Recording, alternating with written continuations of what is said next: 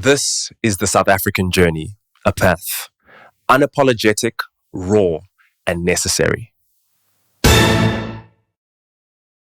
Why was Newsroom Africa protecting General Shadrack Sibiya? Like a fragile flower in a burning forest. That's not journalism. That's complicity. Shortly after General Shadrack Sibiya was suspended through leave of absence by National Police, Commissioner Newsroom Africa got the scoop to be the first television station to interview him. How did they get that rare scoop to interview Shadrack Sibiya? The manner of the interview and the questions posed to suggest that they seems to be sympathetic to Sibiya. Watching the Newsroom Africa interview with General Shadrack Sibiya, the man who holds the title of South Africa's head of crime detection, was like watching someone ask a firefighter how he is feeling emotionally while the house burns down behind him with children screaming inside. It was a masterclass in soft-touch journalism, tiptoeing around the most burning questions of our time. Why is South Africa drowning in crime? Why are syndicates operating with such bold impunity? Why does it feel like criminals are one step ahead, every time, everywhere? And more pointedly, what role has General Sibiya played in the erosion of public trust in policing? The job he holds is not a trophy. It's a battlefield. Let's be clear. Shadrack Sibiya is not a celebrity. He is not to be revered for simply showing up in a suit with stars on his shoulders. He is not a victim. He is not royalty. He is the boss of crime detection in a country that is gasping under the weight of blood, fear, and violent trauma. Crime in South Africa is not just statistics. It's daily lived horror. It is house invasions, business robberies, assassinations, mass killings, rapes, kidnappings, and drug networks that stretch from the Cape Flats to the Congo border. And, in this storm, Sibiya is not an innocent bystander. He is the supposed architect of law and order. He is meant to be the intelligence center, the national brain for criminal pattern analysis, counter-cartel strategy, syndicate dismantling, and corruption exposure. That is not symbolic power. It's supposed to be the surgical head of criminal detection in the Republic. So why was the interview so friendly? Why were the gloves off when what we needed was a grilling? The fragile child treatment, a symptom of media capture. The interview treated General Sibiya as if he were a delicate child whose feelings might be hurt if questions were posed too directly. The interviewer bent over backwards to steer the conversation into emotional terrain, focusing on whether he is being unfairly accused by General Mkhwanazi, instead of pressing him on why the accusations are sticking with the public. Instead of asking why crime is flourishing, the focus was on whether his reputation was unfairly tainted. Instead of interrogating the explosion of organized crime, we were treated to evasive banter about protecting institutional dignity. As if that matters more than protecting lives. It was tone-deaf, disconnected, dangerous, and it opens the door to a deeper question. Is Newsroom Africa just bad at its job? Or is it doing someone else's? Mkhwanazi spoke what the country knows but fears to say.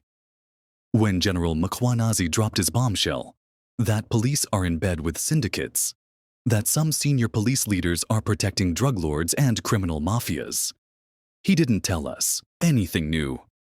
He simply said out loud what South Africans already suspect, whisper, and post in anonymous threads. That organized crime in South Africa is no longer operating in the shadows.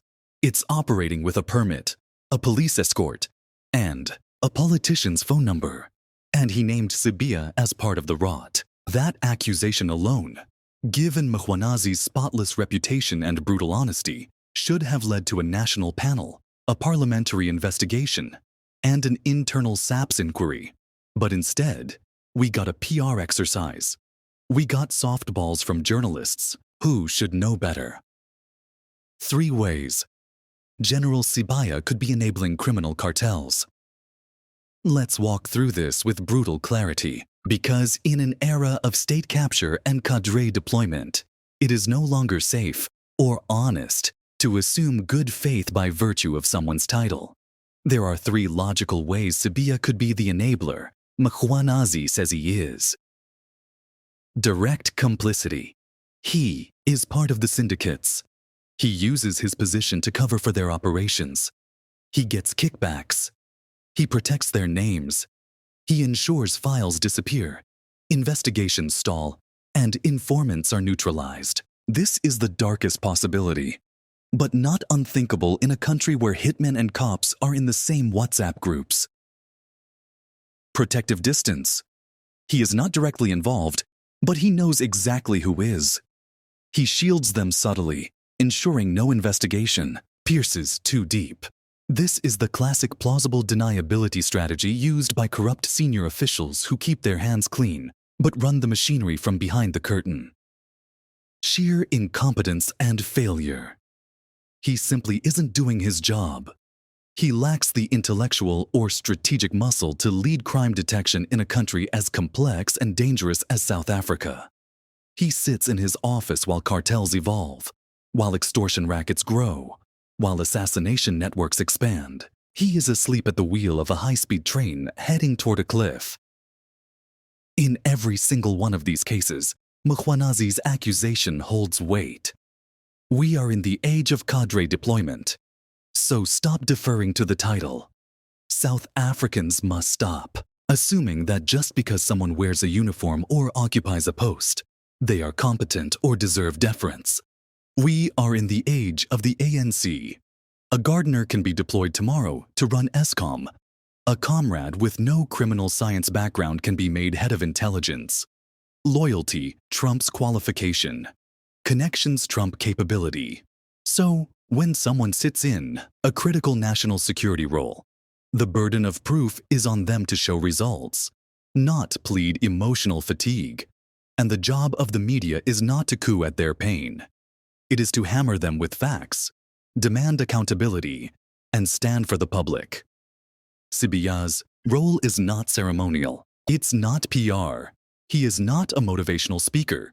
He is the apex figure in crime detection.